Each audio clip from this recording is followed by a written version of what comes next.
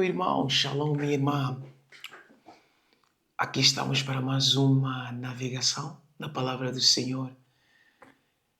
Eu, Di Mário, vamos nos aprofundarmos no mistério que Deus tem para nos dar hoje. Oremos e busquemos a presença do Senhor. Pai, te agradecemos, Senhor, te louvamos. Yeshua, Elohim, Adonai, Deus, o Senhor que é a nossa bandeira, assim como Moisés edificou o altar naquele lugar, dizendo que o Senhor é a nossa bandeira. Pai, edificamos um altar de conhecimento hoje, Pai, nessa manhã, nessa tarde, nessa noite, nessa madrugada, que este altar, Pai, levante o entendimento, levante homens, mulheres que irão ouvir a Tua palavra e a sua vida irá mudar. Em nome de Jesus Cristo Nazaré. Amém, amém, amém. Amados irmãos, hoje eu quero falar sobre um assunto muito importante. Eu espero que você esteja aí sentado. Senta mesmo. Se eu demorar hoje, senta, aguenta, por favor. Assista até o final. Aguenta, porque é muito importante isso.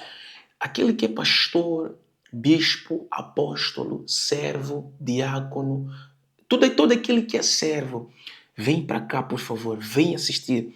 Vem para cá, vem para cá. Eu também, Di Mário, vou depois assistir. Mas vem para cá primeiro. Vem.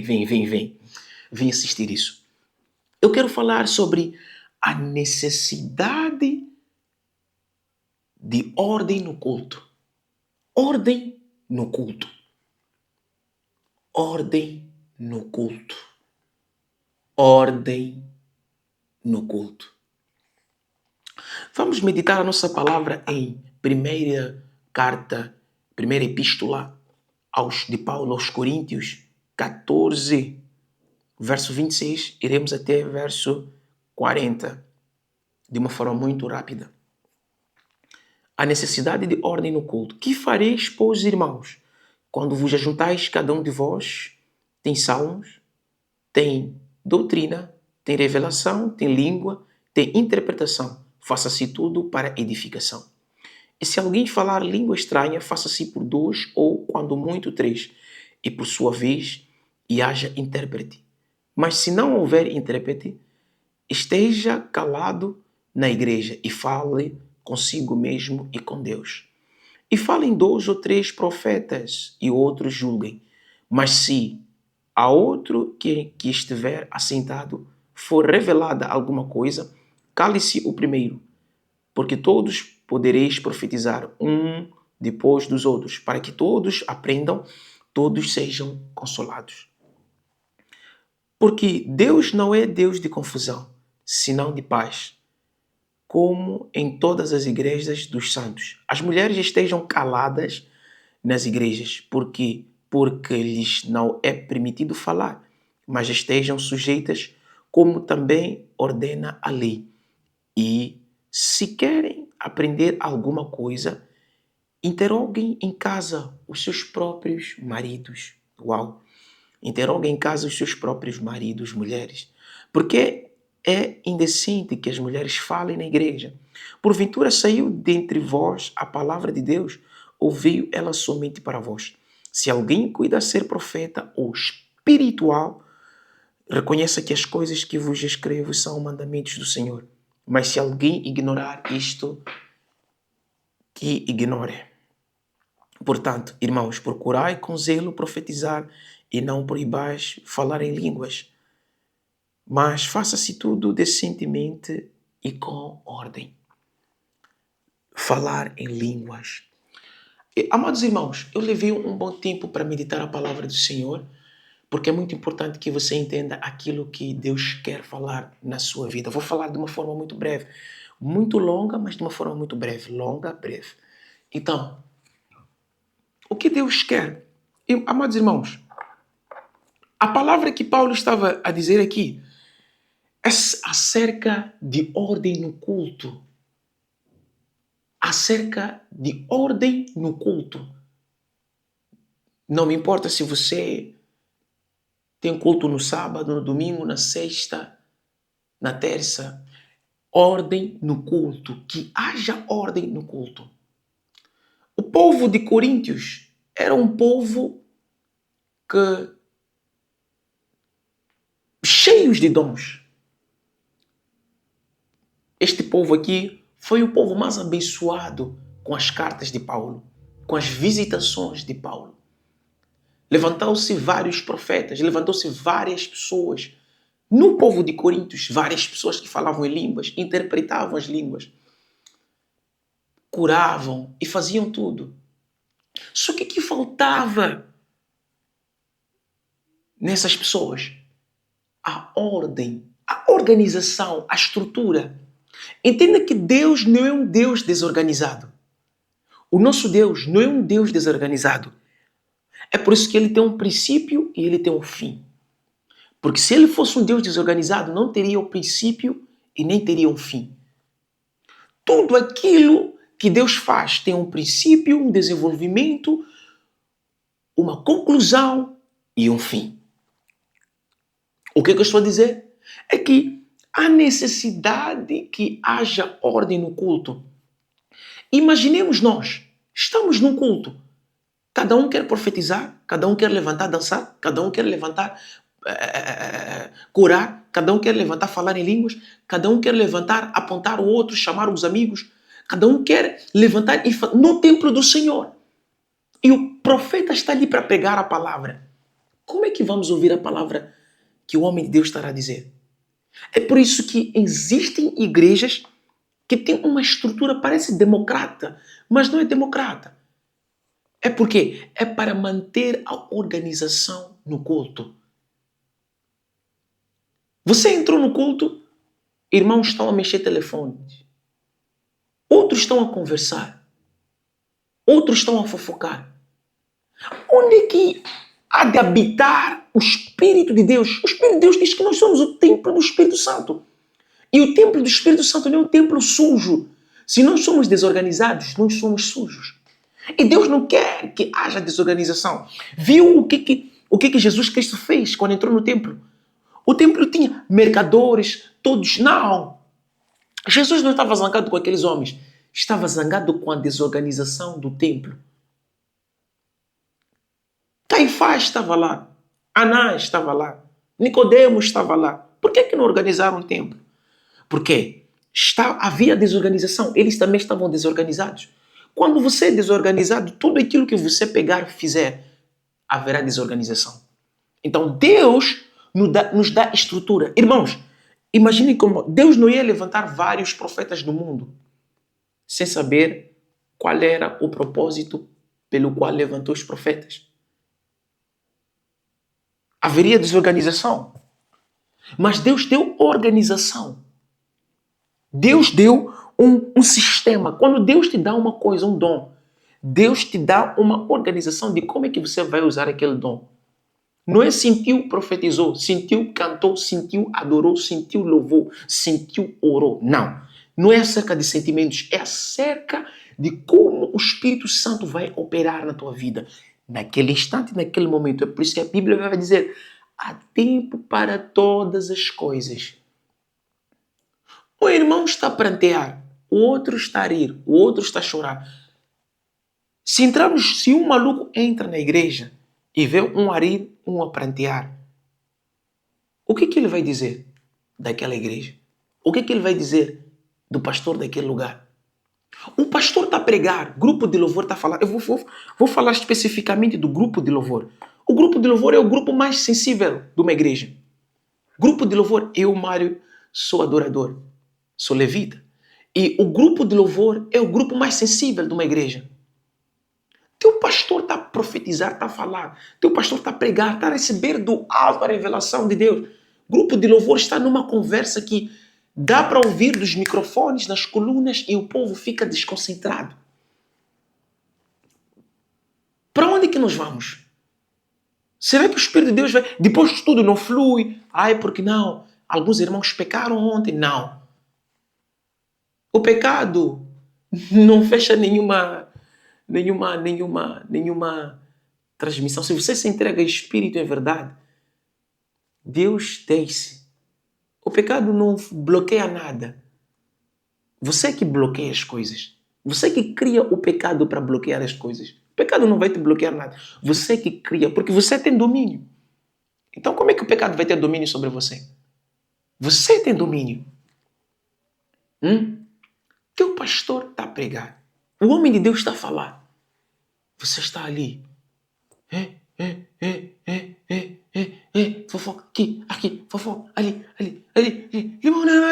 Bera, ei, cuidado. Cuidado, meus amados irmãos. Porque se nós não tivermos organização no culto, você quer falar aquilo, aquele quer falar aquilo, todos nós vamos ficar assim. E o Espírito de Deus também vai ficar assim. E não haverá descida do Espírito Santo para haver Pentecoste na Galileia. Houve organização. Primeira coisa, olha o que Jesus Cristo disse. Vá à Galileia e me esperem lá. E eles estavam onde? Estavam reunidos numa casa. Não teve confusão, um está sei lá onde. Não. Estavam reunidos. Deus, quando nos organiza, Ele nos reúne. A primeira coisa que Deus nos organiza, Ele nos faz ouvir aquele que está à frente de nós, que é o nosso líder. O líder dos discípulos naquele momento era o Espírito Santo. E quando desceu, eles ouviram a voz do Espírito Santo. Viu? O que Jesus falou. Tirai tudo desse templo. Me dê 3 dias. Eu destruirei e edificarei essa casa. O que fez? O que fizeram? Pensaram que Jesus estava maluco. Por quê? Como em 3 dias você vai destruir uma coisa que foi construída há anos e fazer com que o cimento seque em um dia? Não tem como. Mas não é disso que estava a falar Jesus. Era a organização espiritual. Antes de você ser organizado fisicamente, organiza-te fisicamente. Antes de você ser organizado fisicamente, organiza-te espiritualmente. No teu espírito, entenda. Eu, para trazer a palavra para vocês hoje, houve uma organização primeiro na minha mente, com Deus, daquilo que eu vou falar, das palavras, tudo. Até quando Deus te revela com organização.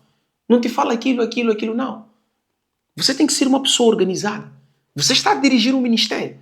Você tem que perceber, esse é o momento de fazer isso, é o momento de fazer aquilo, esse é o momento que o Espírito Santo está aqui. Não seja uma pessoa teimosa para o Espírito de Deus.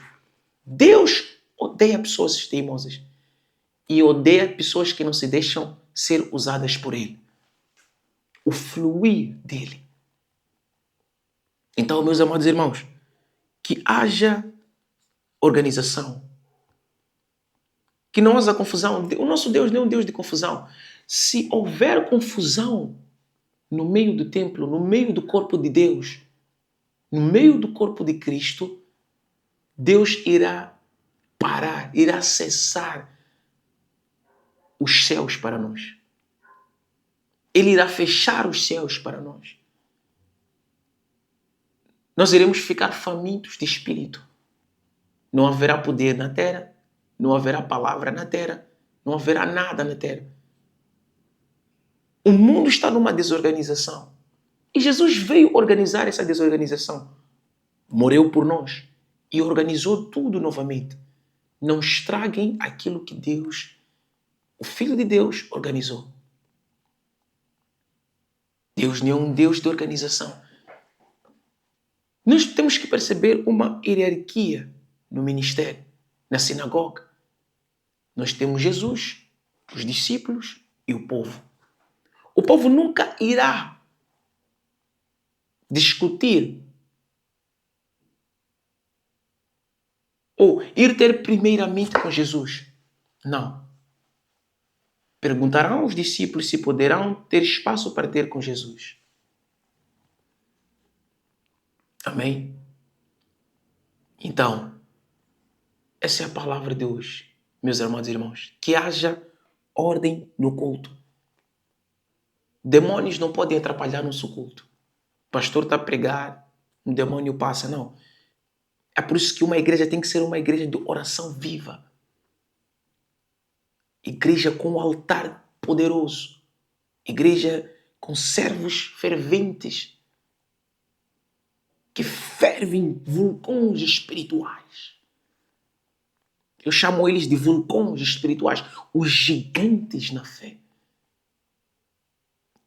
Intercessão, oração. Para quê? Para que não haja nada para atrapalhar o culto. Às vezes Deus te fala uma coisa, você vai para a igreja e Lúcifer brinca com aquela igreja, atrapalha todo o culto. Pessoas levantam toda hora, vão para fazer xixi. Você levanta toda hora. Você está atrapalhando o culto, minha irmã. Você levanta toda hora, casa de banho, telefone. Uma das coisas que tem estragado a presença de Deus na nossa vida, a presença de Deus, telefone. Os telefones. Isso tem estragado a presença de Deus na nossa vida. Não é a culpa do telefone. Somos nós, seres humanos, criaturas do Senhor, que não sabemos usar isso. Você ainda não entrou na igreja, você está no pátio da igreja, perceba uma coisa, mas você já está ali. A Bíblia vai te dizer que existe o pátio, existe o lugar santo, existe o santo dos santos. Existe o pátio, né? Onde você já está sem entrar, você entra, você já apresenta a sua pessoa com Deus. Eu não proíbo, meus irmãos, vamos usar telefones. Usemos tudo. Mas que isso não nos disturbe da presença de Deus. Imagina, você está no telefone.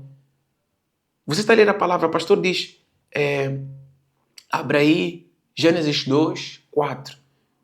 Ok, Gênesis 2, 4, você vai ali. E entra uma mensagem por cima, aqui na barra das mensagens. Não sei como você chama, scroll, o quê?